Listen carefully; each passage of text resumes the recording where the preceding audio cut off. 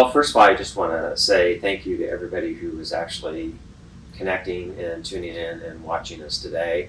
I'm David Downing, the CEO of Youth Eastside Services, and I have the incredible honor of having Stacie McLauchlan as our guest today on what is really our first podcast that we're doing here from YS. So welcome, Stacie, and thank you for being here. I'd love to have you introduce yourself and just tell us a little bit about yourself. Yeah, thank you, David. I really got involved with Youth Eastside Services about a year after my own son died by suicide.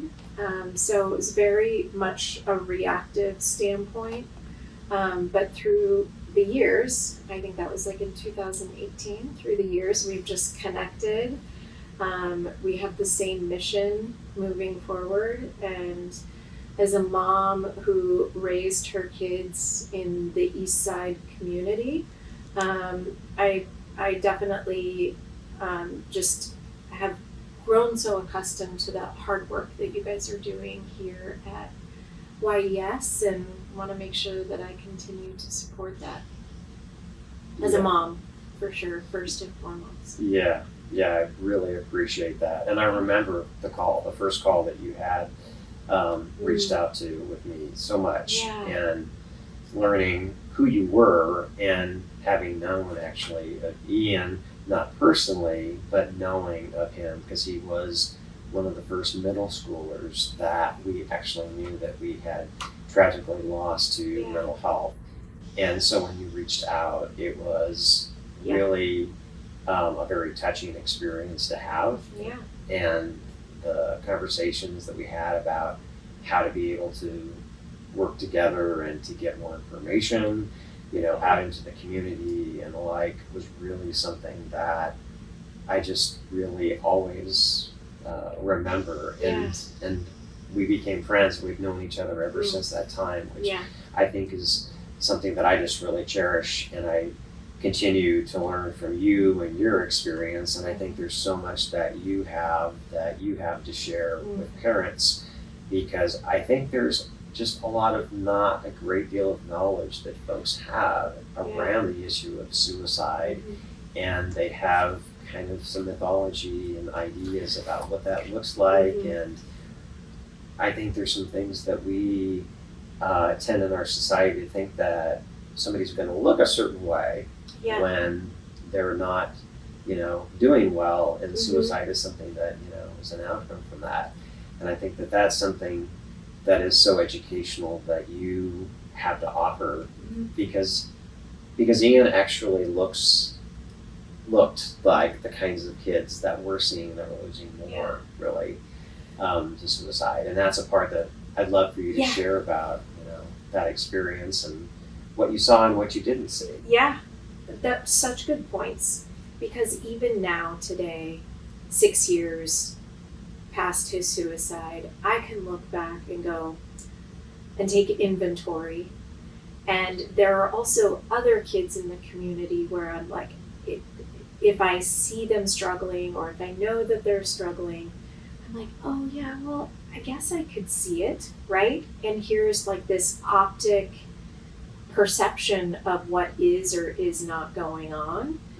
And so even having been touched by it, I still do inventory of people like Ian or not like Ian. And the one thing that I consistently have to communicate to myself is that Ian didn't look like somebody who was struggling.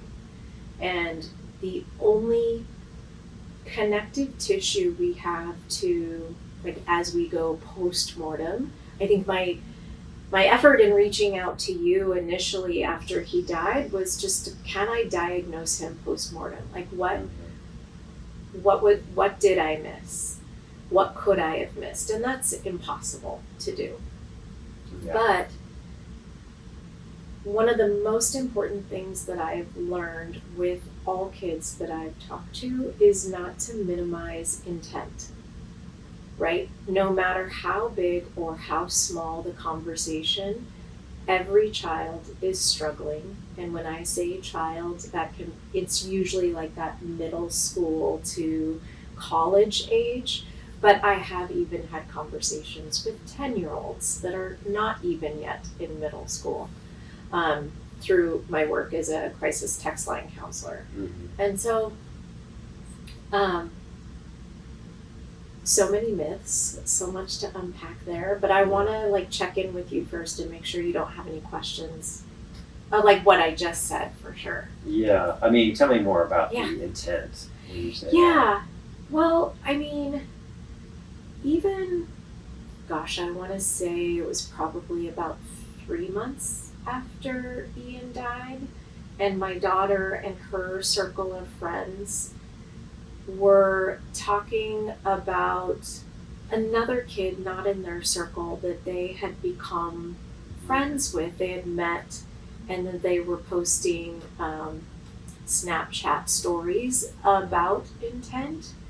And even within that circle, there were kids literally saying, hey, they're just trying to get attention in this moment. And I'm like, oh no, we have a real case here where we don't want to minimize intent. We want to really put almost a rescue plan in motion. And what that can look like is, you know where you met this person, they were at their workplace, can you reach out to their boss? You know, finding an adult advocate to really kind of like almost guide them to safety. Yeah. Because for that person who was reaching out,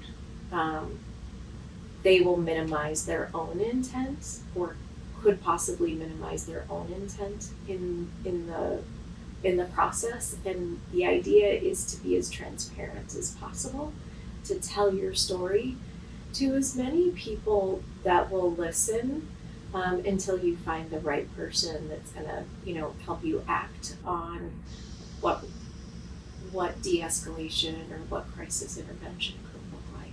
And it's different for everybody. Yeah. I think the interesting piece that I really pull from that around the intent is, I mean, I would ask you, did you see intent with Ian? You know, I mean, I know that you work with a lot of kids through the Live Hard movement now. Right. And did you see, intent? What were there any signs that you saw with Ian in retrospect, but also in the moment?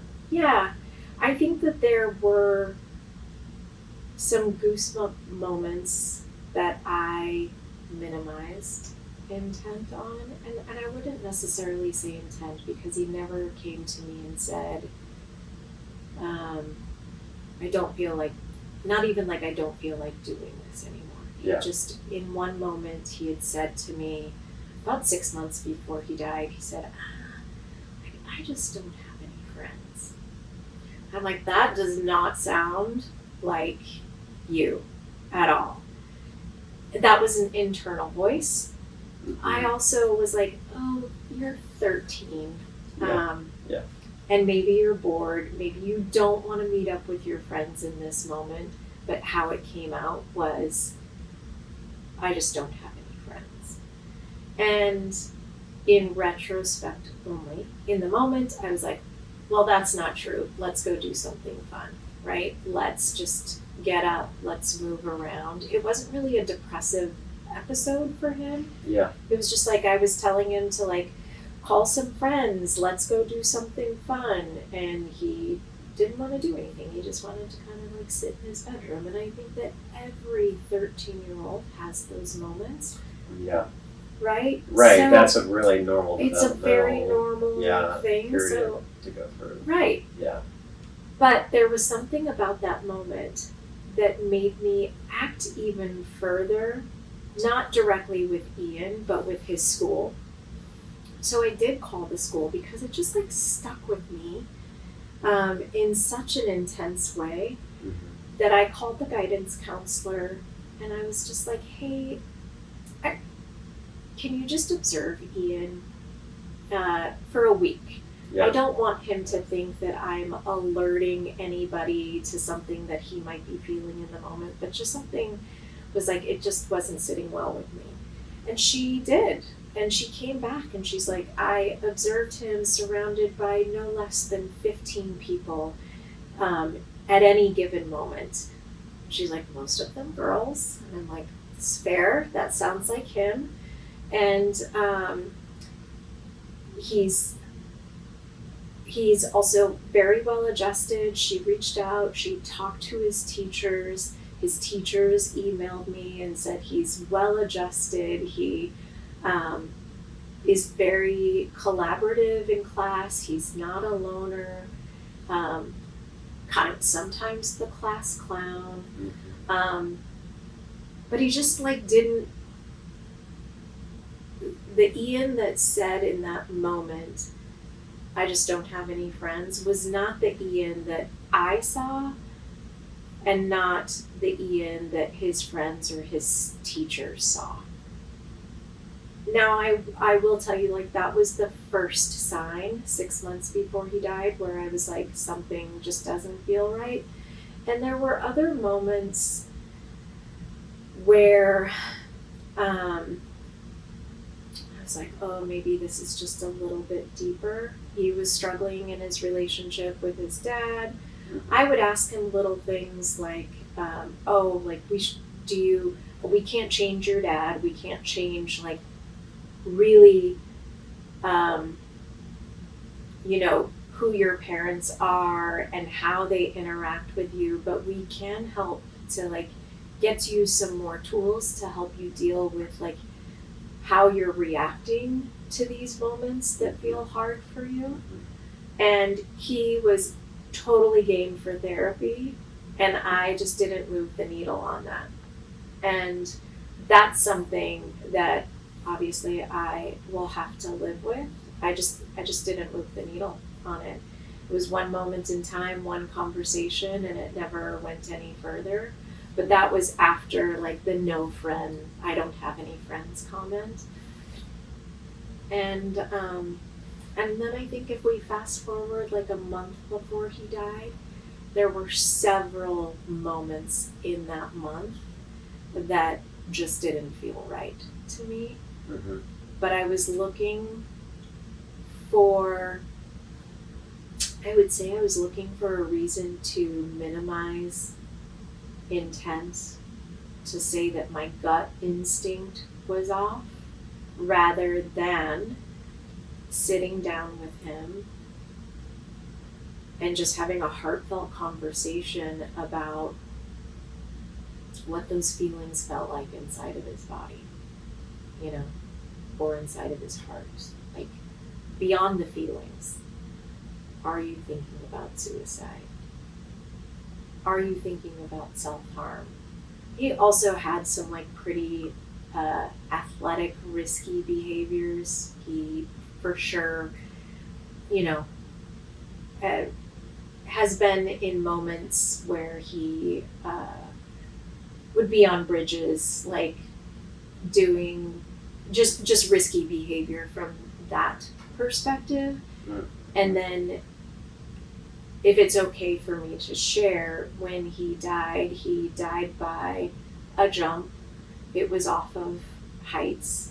So, like, I can connect those dots post-mortem to say, hey, like, I probably should have addressed these risky behaviors before it, ultimately led to a suicide.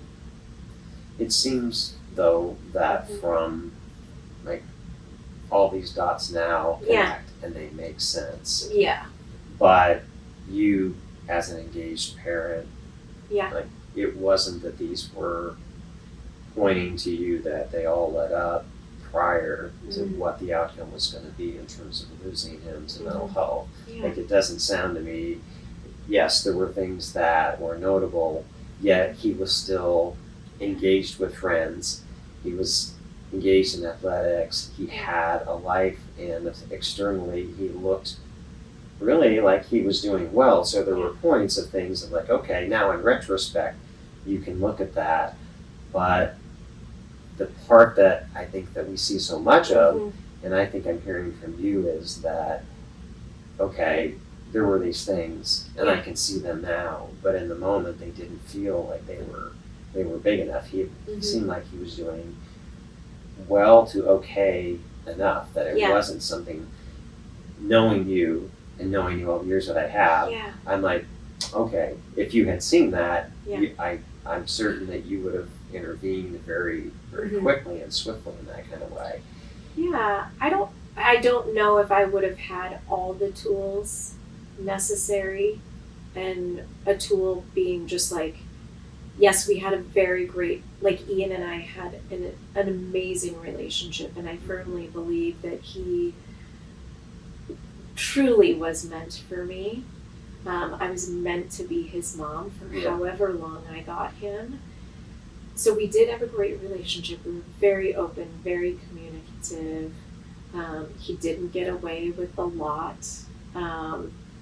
And I think he appreciated those boundaries to some degree, but he was doing the normal, I'm 13, I'm 14, I'm becoming my own tiny adult human decision maker, Yeah. and I'm going to push back on these boundaries. Like, that felt like a normal part of parenting to me, and a normal part of him becoming his own being with Yeah. agency and choice. And Yeah.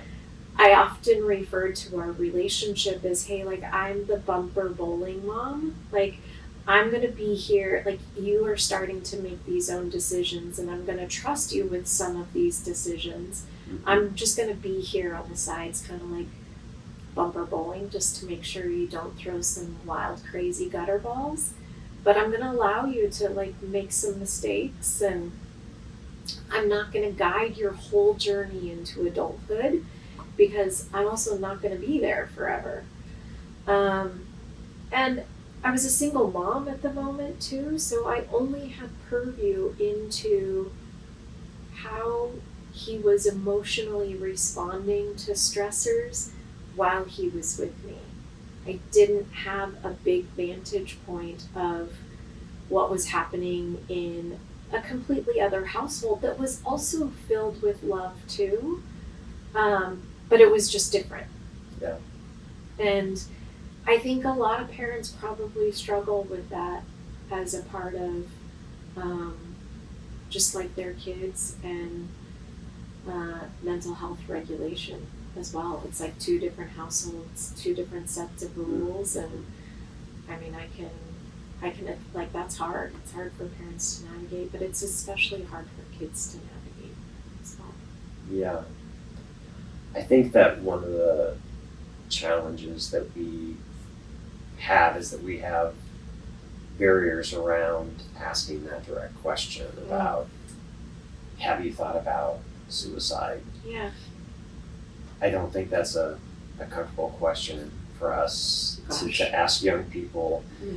And I think that's something that over time, that I think even myself, having been doing this work for over 30 years, we, as parents, it's different as a clinician versus as a parent. Like, asking that question, there, I think, has been somewhat of a barrier for people to ask that, because they think that it's going to be something that maybe is causal of something to happen and such. Yeah. And I think that that's a mythology. Oh, absolutely. I don't know if I would have been prepared to ask Ian the question, obviously, when he was alive, but I for sure don't know if I would have been prepared to, like, de-escalate the situation. I think if I'd asked him that question and he had said, yes, I am thinking about it, I probably would have grabbed his hand and marched him off to the emergency room. And without really knowing, like, the full scope of what he was thinking about, or the story that he was creating in his head that he was ultimately the star of. No other input other than what he was formulating in his mind, because he wasn't, he didn't feel like he had the opportunity to share what was happening. Yeah. I the first time I did ever ask that question to somebody, number one, it was Bella, right after my daughter, Yeah. right after Ian died. And she's like, no, Mom, like, I'm okay. I don't think about this in any way, shape, or form. I also am just trying to understand, like, maybe what my brother was going through. I was like, cool.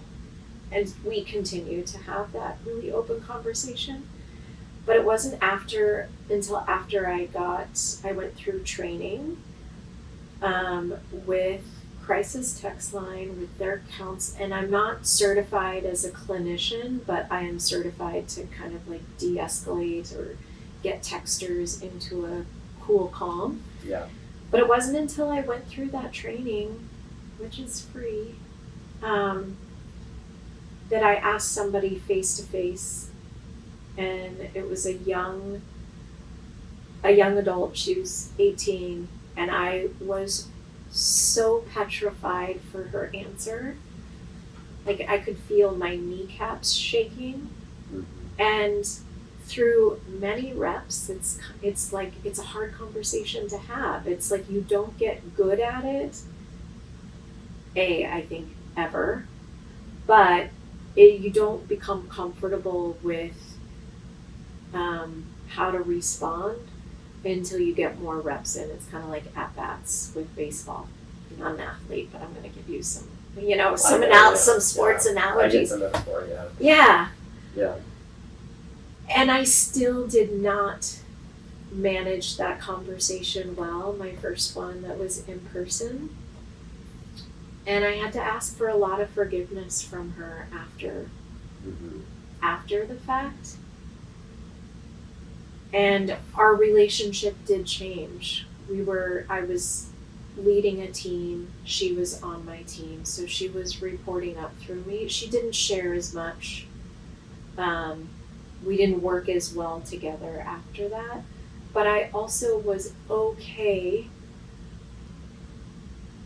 because in the moment we de-escalated, we, at least had a conversation about what she was feeling.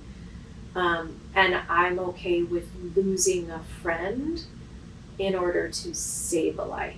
Mm-hmm. And I'm not saying that I saved her life, but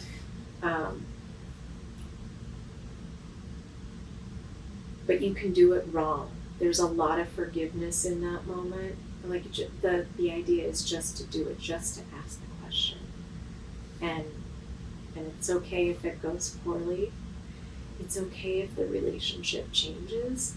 I think sometimes when kids or even adults in my life today, they will kind of go through a transparency hangover. Like, I've shared too much. Like, let me scale back a little bit. I'm in a good place.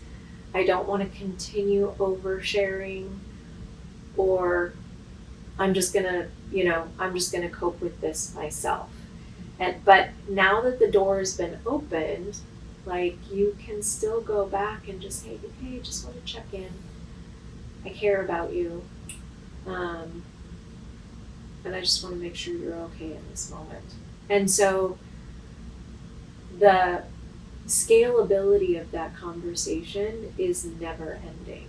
Yeah. So you can always grow and evolve with it, with that same person or with other people that you might come in contact with. But I'm unafraid. I have a team of 10 people today in my workplace, and I'm always checking in on their mental health. And I'm like, I'm sorry, this is just what you get with me. Yeah. Well, I agree. It's very difficult for people to think, okay, I can actually ask this question. Yeah. And asking the question about self-harm or suicide, there's such barriers around that. Mm-hmm. And how you talk about your knees were kind of buckling and being afraid of that is, I think, a really common experience that we have, yet it is such an important question to be asking people, and one that is so preventative. Yeah. And is there any advice that you have for folks that are watching that if they want to have this conversation, whether it be with their kids or with Yeah. somebody who's a neighbor. I mean, I think it's so important for people in all realms of people's lives, and particularly young people's lives, to ask this question. Yeah. And people are afraid to do it, and they're afraid that it's not going to be perfect, and it doesn't have to be perfect. Yeah. But it can be life-saving. So Yeah. is there something from all of your learning like that you would just advise folks about? I think, and I may be all over the board in my answer because I'm very passionate about this piece of it, but I think number one is, as the person asking the question, like, don't panic. Like, in that moment, like, don't reach for, like, if you get a yes right away, that also doesn't mean I need to reach for 911. Mm-hmm. So, like, don't panic. I would also say lean in with curiosity. And what that means is really just taking the stigma out of the conversation when you are leaning in with curiosity to, hey, like, okay, number one, thank you so much. I can imagine that was really hard to say. I don't know, like, if you shared that with anyone else. And obviously it's like, and you just riff off of that. Mm-hmm. I just start encouraging them to say more. And sometimes it's as simple as like, oh gosh, thank you so much for sharing that with me. I can imagine it's hard. Tell me more. Mm-hmm. And when you feel that way, like, how does that feel in your body? Like, I know I described like my knees buckling and my palms sweating, and I felt this innate like mother instinct to like save this child's life who existed much like Ian did, right? Mm-hmm. And I needed to not panic in that moment, and just operating with like a lot of love and empathy and calmness. And then the other piece of advice is, okay, knowing when to turn up the dial. And the when to turn up the dial in the conversation, or the intensity in creating a rescue plan, is like, okay, they have the means. They're thinking about a timeline. Mm-hmm. That's more emergent. Like, we literally need to get them help right away. Mm-hmm. After you're removing, the means for what they're thinking about, and like adjusting on a timeline. And it is their truth. Like, also, you can't, based off of what you're hearing, like, you can't also make any assumptions as to de-escalating in your own mind. Like, oh, if I can just get them to like sleep through the night, everything will look better in the morning. Like, that's your story. Mm-hmm. That's not their story. Mm-hmm. And just really listen. I think having 2 kids that have, Ian died at 14, but Bella is now 23. She was 17 at the time. I'm not the author of her story. And I'm not the author of Ian's story, even though, like, I'm still going to hold, like, baggage and guilt towards the outcome of his passing. But he is also not the author of the ending of the story. His mental illness was. Mm-hmm. And I just don't think I had enough time or enough resources to be able to fully immerse myself in what that was. But above all, like, just be calm and be curious. And whoever your audience is that you're talking to, or who's authoring their story, like, it is their story, and let them own it. But provide some really good resources. Chances are by the time they are talking to you about what it is that they're feeling, it's been in their brain for quite some time. And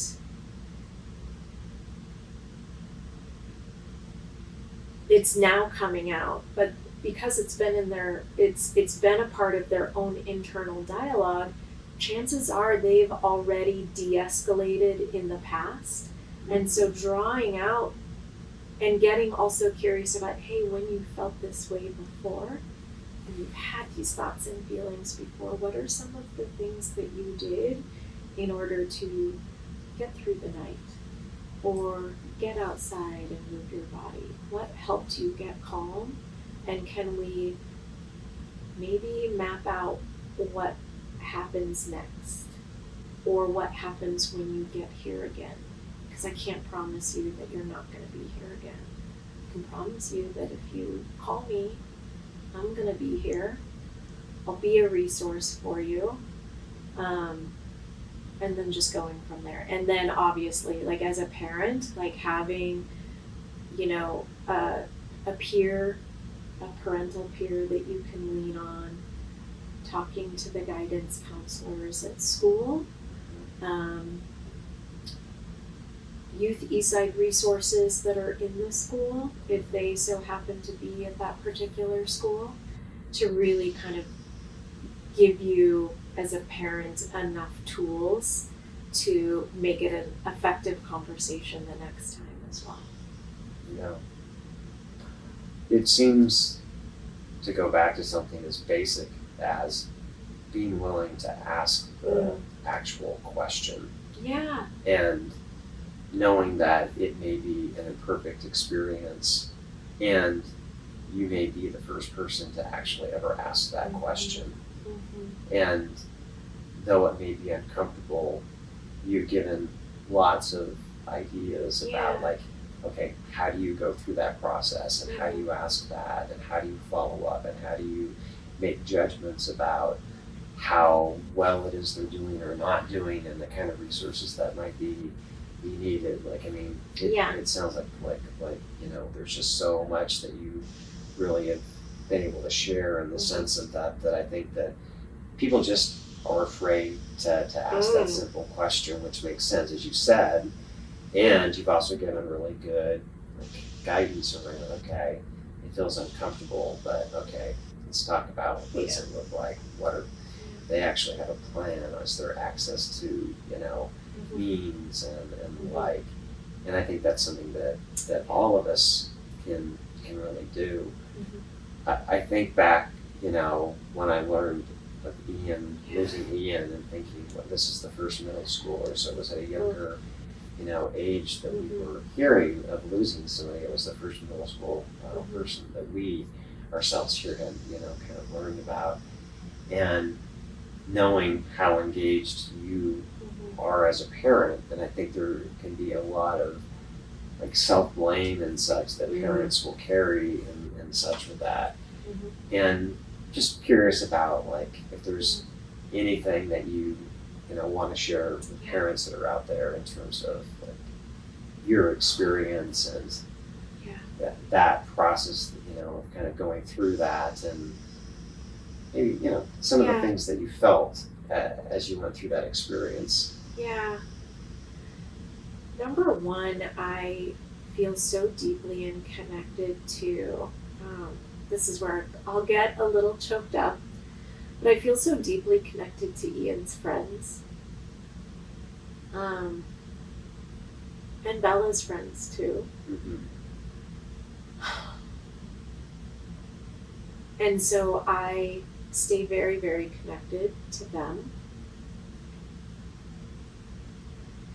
And I think the most painful part of Ian's passing and how he died and how he lost his life will stick with his friends and Bella's friends and Bella, you know, obviously our family, of course, but his friends, like, I think about like their very first intimate relationships, and this is the story that will be told when they expose the deepest, kind of like darkest parts of their human experience. I have those, like those pivotal moments when I was a middle schooler that have stayed with me my whole life. Traumatic events where I've lost friends. And I just think so deeply for these kids that will carry this story with them. I hate that it started with my son, but I don't hold the responsibility for that. What I do hold is responsibility to be vulnerable about the story, about how he died, about what I know, but also that they are absolved from guilt. They are absolved from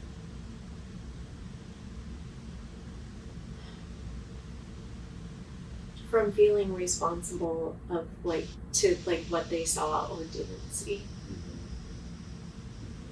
And that's really important to me because these are the kids that are also left standing, and if I can teach them about transparency and truth and authenticity moving forward, then hopefully we can build a community of empathetic leaders, whether it's in their community or in their workplace, where they too can have these difficult conversations, right? Yeah. I don't know. Yeah, it's a hard one. I am, as a mom and as a human, I am sad all the time, and that's okay. But I'm also so grateful. I'm so grateful that I got 14 amazing years with the most incredible boy. And I'm so thankful that his friends got to experience him and the really good, deep, beautiful parts of him. And there are still stories that I am hearing today about who he was, and I'm like, oh, okay. I'm not the biased mom that thinks the world of her children, because that's okay, that's human, but other people felt the same way about their interactions with him, and that he was a good boy and he was a kind soul, and the world without him will always be hard for me to navigate. And I am strong enough to bear the weight of that. Yeah. Yeah. Yeah. Absolutely a huge challenge to carry those feelings, and Yeah. I mean, it's out of order loss. Oh, And so much. We don't plan for it, No. right? No, out of order loss is a really difficult experience to go Yeah. through. And I just want to add, out of order loss, but I think what's so especially hard for those that we lose to mental health is we don't have any place to place the blame. We certainly don't blame our children or those that we can't blame cancer. And I'm not minimizing those deaths, but because on the surface, to outside, untrained, non-clinician eyes, that there is seemingly some element of control in the loss. Whether it's he chose to die by suicide, I refuse to believe that this was a choice of Ian's or of anybody. Nobody chooses to become addicted to drugs. Nobody chooses to have like a clinical depressive order. Like, nobody chooses this. And so there's nowhere to like place blame. And when you have an out of order death or a death that seemingly takes away somebody well before their time, like, what do you do with those emotions? Yeah. What does the community do with it? It's really easy to point their fingers back at the parents or point fingers at the school or like enough blame. Yeah, I think that that's a really important point, because really when somebody dies by mental health, Yeah. there is this tendency of people wanting to look for and more of a kind of a blaming stance than if somebody dies by cancer. Right. And the reality is that mental health is an illness the same way as physical illness is. And it isn't a blame kind of a, situation. It's mental health. Right. And unfortunately, mental health is much more unrecognized than physical health is, because we don't screen for it in the same way, and it's not as obvious. And I think the part that we know now is that, particularly with young people that we're working with, they just don't look like they're doing unwell. It's not big enough. There may be signs, and we've talked about some of the things that now you can go back and you can connect those dots and things like that. Mm-hmm. But in reality, you have a teenager who's pushing against the parent and becoming individuated and the like, and they're not big signs. They're not, and that's the thing that I think that we see so much of. And I think Ian represents so much of what it is that we see now.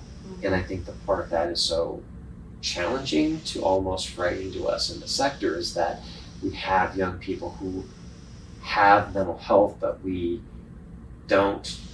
it's not as obvious as to what at one time it had been. Like, there used to be, you could kind of tell, in terms of kind of how a kid physically presented and such. But now there's kids that are doing so well in an external way that no one's going to look and think they're at risk for this kind of real ultimate outcome from mental health, right? And I think that's the change that we've seen over time from a professional standpoint and from a personal standpoint, knowing what it is that you experienced with Ian. That's so much of what I think the reality is.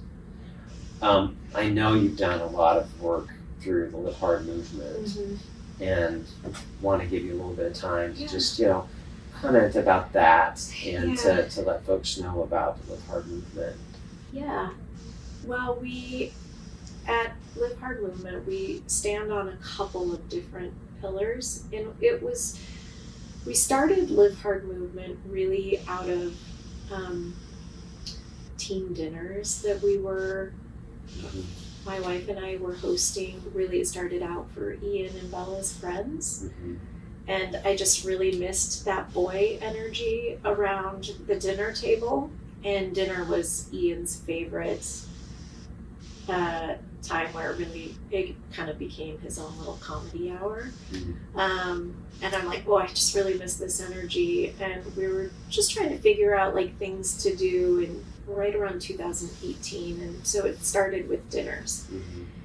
And what it's turned out to be is a place where, and right now the place is really kind of like virtual, or, in spaces where, the social media where we see kids most often being as transparent as they can be.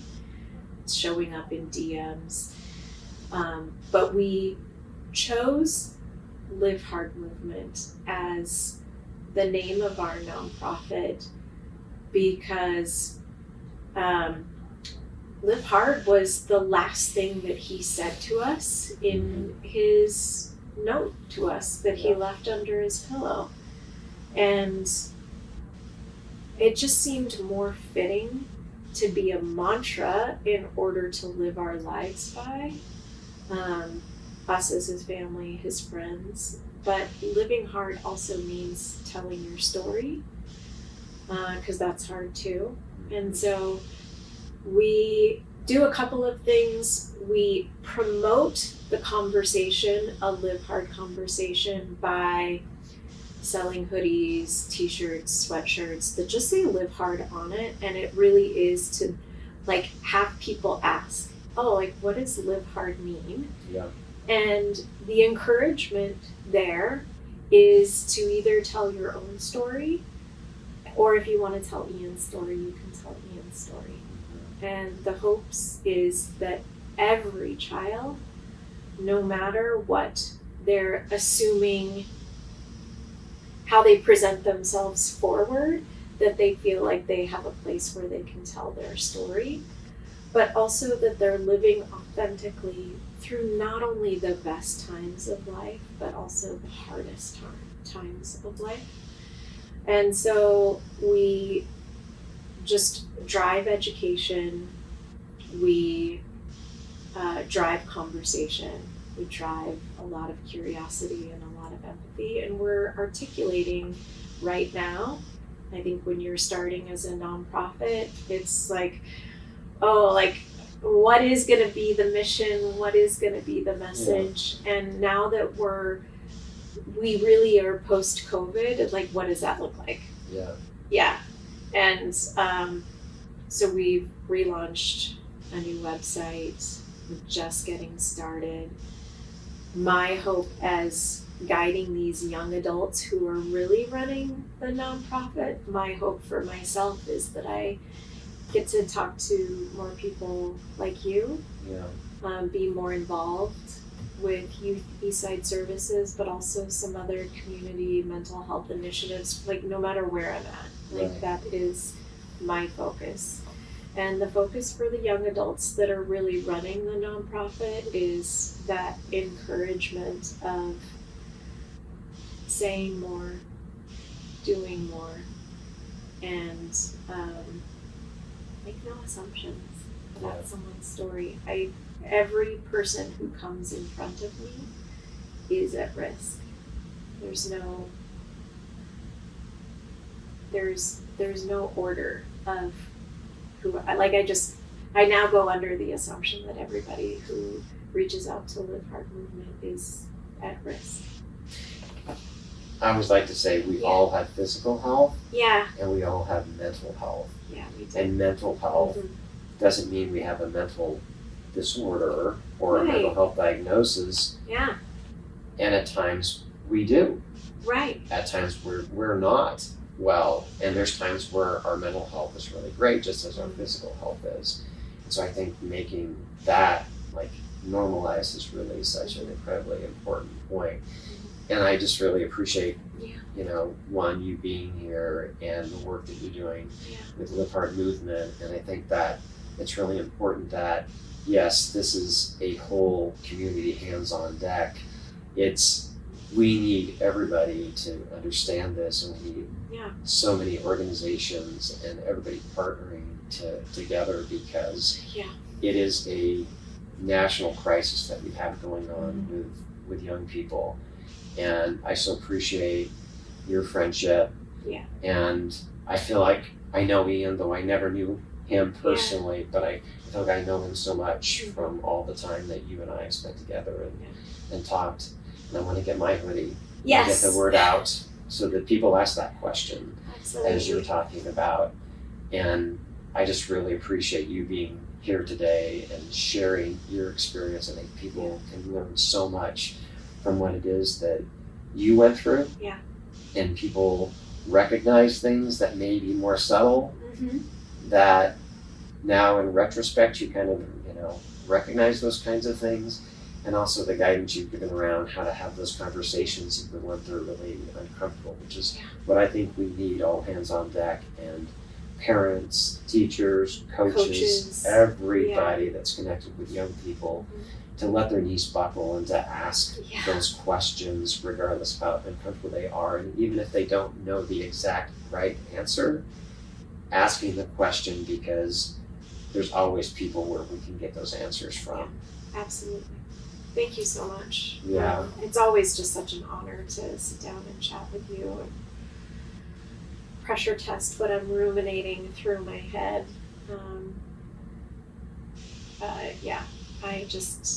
I'm so honored to spend as much time with you as possible. Yeah, well, I'm honored for you to be with us today and to be on our first podcast that we're doing. So to those of you that are out there, one, I just really want to thank Stacie again, and we can share the Live Hard movement information in terms of the work that they're doing with Ian, and they've got t-shirts and they've got hoodies, and I want to make sure I get my hoodie in honor of, I got one coming for you. Ian, and of course you can come to our website at www.youthesightservices.org and learn more about all we're doing, and I'm sure we'll get this posted up there too, so that folks can see what we've all been talking about today. So I just really want to thank you all, for those of you that have taken the time to watch our first podcast today, and really thank you for your support of young people, your concern about young people, and your support of Youth Eastside Services. So thank you so much,